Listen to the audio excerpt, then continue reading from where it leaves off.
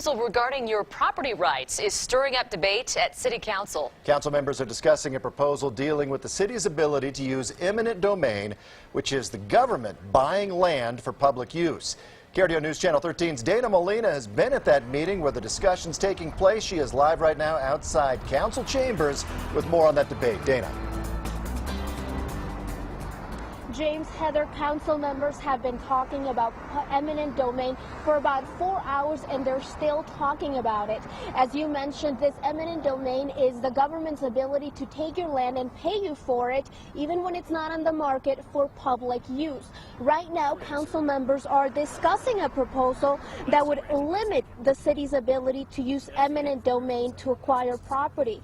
It would say that the city could only use eminent domain for traditional public uses, things like highways and water facilities, or if a property is declared blight. That means that it would be in an unfit condition, or if it's an abandoned property. But this proposal would make sure there is strict criteria that's met for a property to be declared either of those things. Now, there was some opposition to the proposal today from the Urban Renewal Authority as well as from the mayor's office. Some of the arguments against it said that this ordinance would go against state law and that it's also unnecessary. Others said that it was broad.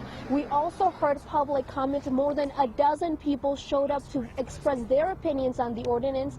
We heard from both people for and against it. This is a law about fundamental property rights, a principle on which our country was founded. Listen, this ordinance does not take away your eminent domain tool. It allows you to use it for true blight and legitimate public uses. The attitude of the leadership to the local homeowners, to potential new job growths, it's making a very negative statement to what we really need right here.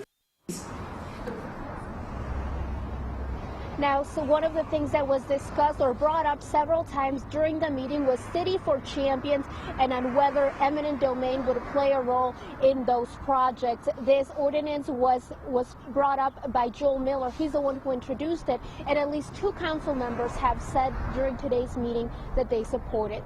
Live in Colorado Springs, Dana Molina, KRDO News Channel 13. Thanks.